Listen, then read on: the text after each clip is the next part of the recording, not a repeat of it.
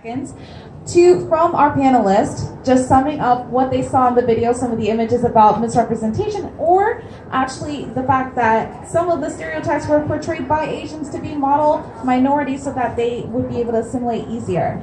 And I would like for you guys to respond to that very shortly, and also to the fact that we've all heard about identity crises from Black people and white people and how they fit into America. How do you think your ancestry and nationality compare as identity markers for you? Okay, so just to make this short and quick, how do I? What was the question? How do I compare myself to, I guess, whites and blacks in America? Okay, so have you guys ever heard of the glass ceiling? That is a term that's used by minorities that states that there's an invisible barrier that we can only climb up to, and we can't get above that. And I believe that is not true now because we have been breaking the glass ceiling, and we have been excelling in certain fields, and we have been moving, we have been bettering ourselves as minorities. And to end this conversation today, this will be my last response. I just want to say what we are most proud of is people like Jeremy Lin, people like Chloe Kim, people that represent us as minorities, as Asian Americans out there, and they're giving us a better face, and they're showing us motivation that that shows that we can do it too. And I believe that's one thing I want to end this discussion with. And I thank CCA for holding this event. Yeah, I think it's definitely important to note that there's, I think in a lot of ways, this conception that we've come so far and made so much progress in terms of having opportunities for Asian Americans or Asians in general, and there has been a lot of progress made, but it's very important to recognize, historical and systemic structures that block access for people of Asian backgrounds. And I think definitely we brought up quite a few times that education and exposure are definitely key parts of that, as well as having more nuanced conversations about these matters like we're having today. So thank you for inviting me to speak on this panel.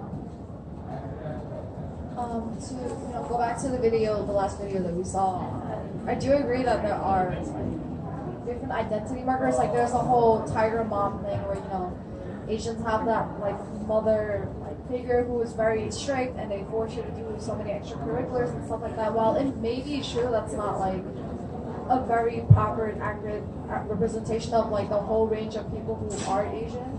And I would also like to include that there are bits and pieces of history that has been lost. We don't really talk about Japanese concentration camps or many of the Chinese railroad workers who were contributing a lot and were also oppressed at the time. And I think it's really important for us to go back to education and exposure to talk more about these situations that are left out in our history books.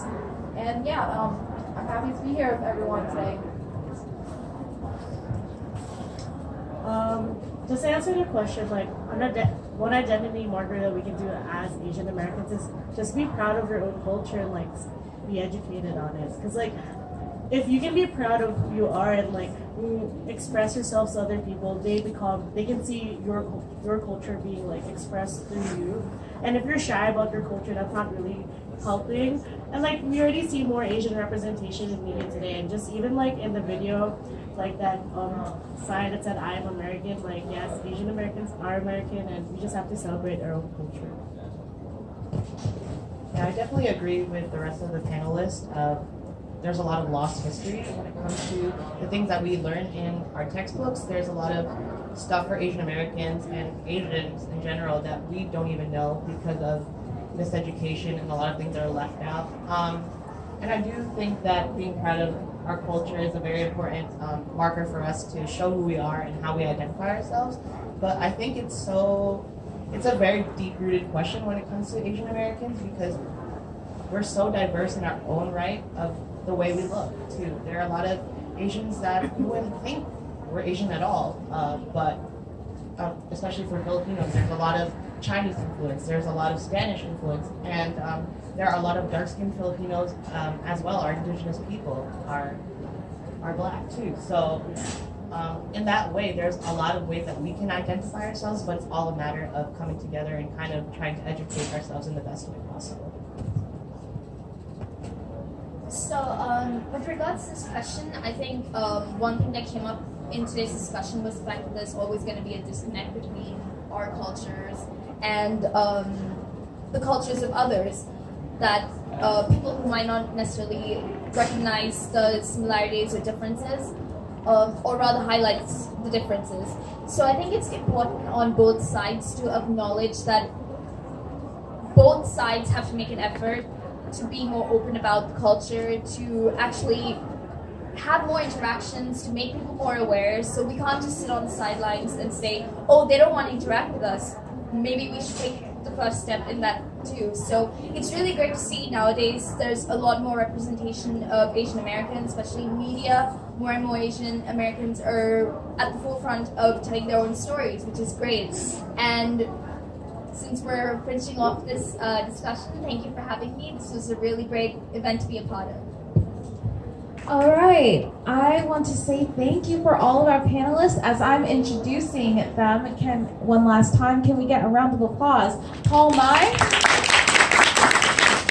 Juanita McGarry, Shannon Lee, Warren Reed, Christian Margardo, and so many Purist. Thank you all, thank you for coming, and thank you for supporting.